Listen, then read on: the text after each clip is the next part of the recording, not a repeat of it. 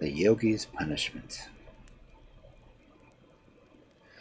Once upon a time there came to the ancient city of Rahmatabad a yogi of holy appearance who took up his abode under a tree outside the city, where he would sit for days at a time, fasting from food and drink, motionless except for his fingers that turned restlessly in a string of beads. The fame of such holiness was soon spread, and daily the citizens would flock to see him, eager to get his blessing, to watch his devotions, or to hear his teaching, if he were limited to speak. Very soon the Rajah himself heard of the yogi, and began regularly to visit him to seek counsel, and to ask his prayers that some might be vouchsafed for him. Days passed, and at last the Rajah became so possessed with the thought of the holy man that he determined, if possible, to try to get him all to himself.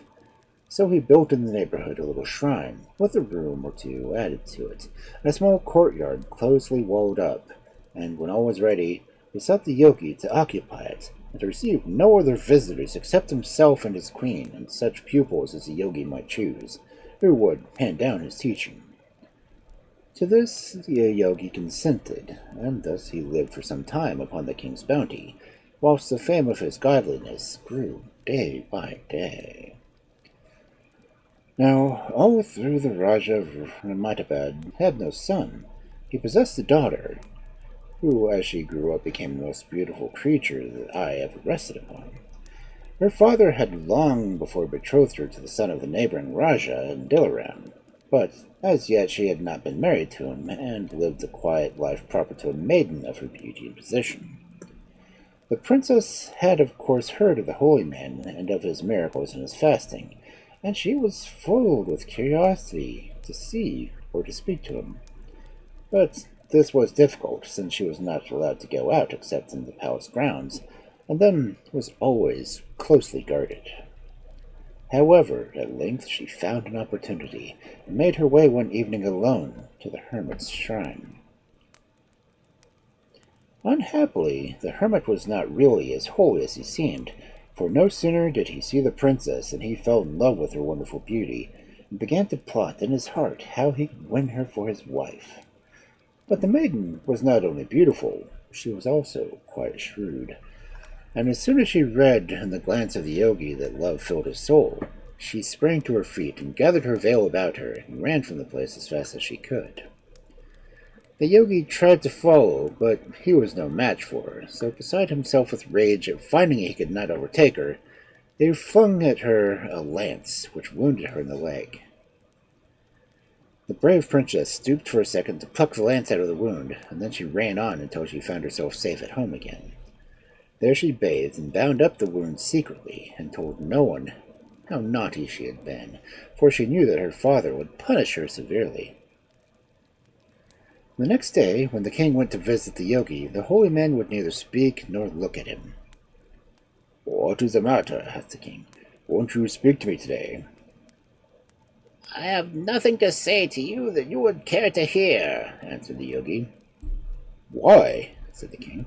"Surely you know that I value all that you say, whatever it may be."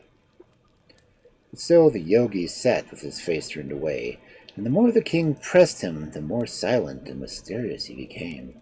At last, after much persuasion, he said, "Let me tell you, then, that there is in this city a creature which, if you do not put an end to it, will kill every single person in the place." The king, who was easily frightened, grew pale. "What?" he gasped. "What is this dreadful thing? How am I to know it and to catch it? Only counsel me and help me, and I will do all that you advise." "Ah," replied the yogi, "it is indeed dreadful. It is in the shape of a beautiful girl, but it is really an evil spirit. Last evening it came to visit me, and when I looked upon its beauty faded into hideousness, and its teeth became horrid fangs, and its eyes gleamed like coals of fire. Great claws sprang from its slender fingers, and were I not what I am, it might have consumed me." The king could hardly speak from alarm, but at last he said, "How am I to distinguish this awful thing when I see it?" "Search," said the yogi. For a lovely girl with a lance wound in her leg, and when she is found, secure her safely and come to me and tell me, and I will advise you what to do next." Away hurried the king, and as soon as his soldiers were scouring the country for a girl with a lance wound in her leg, for 2 days the search went on, and then it was somehow discovered that the only person with a lance wound in his leg was the princess herself. The king, greatly agitated, went off to tell the Yogi and to assure him that there must be some mistake. But of course the Yogi was prepared for this, and had his answer ready. "She is not really your daughter, who was stolen away at her birth, but an evil spirit that has taken her form," he said solemnly. "You can do what you like, but if you don't take this advice, she will kill you all." And so solemn he appeared, and so unshaken in his confidence, that the king's wisdom was blinded, and he declared that he would do whatever the Yogi advised, and believe whatever he said. So the Yogi directed him to send him secretly 2 carpenters, and when they arrived he set them to make a great chest, so cunningly jointed and put together that neither air nor water could penetrate it. Then and there the chest was made, and when it was ready, the Yogi bade the king to bring the princess by night, and they too thrust the little maiden into the chest, and fastened it down with long nails, and carried it between them to the river, and pushed it out into the stream.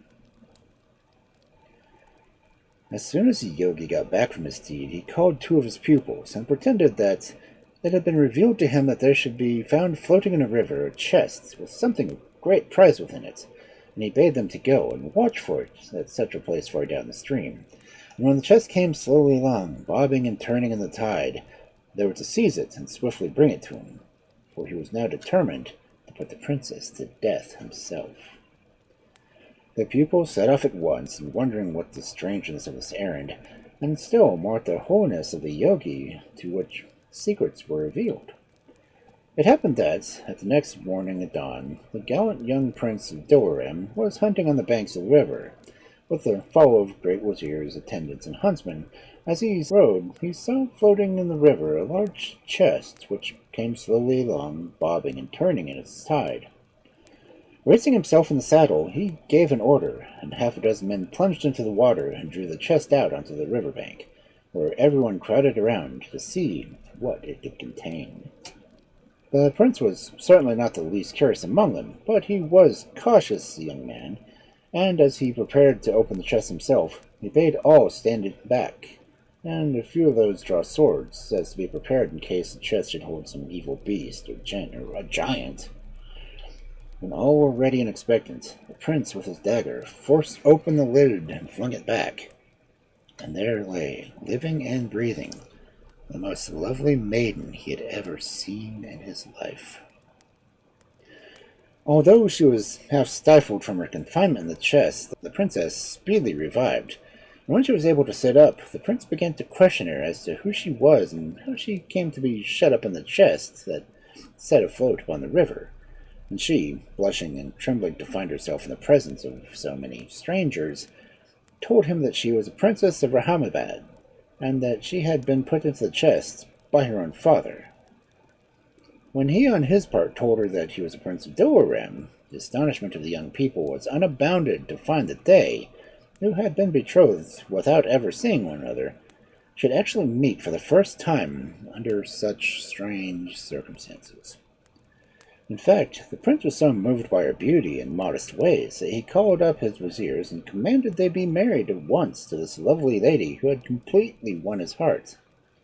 And married they were just then and there upon the river bank, and went home to the prince's palace, where, when the story was told, they were welcomed by the old Rajah, the prince's father, and the remainder of the day was given over to feasting and rejoicing.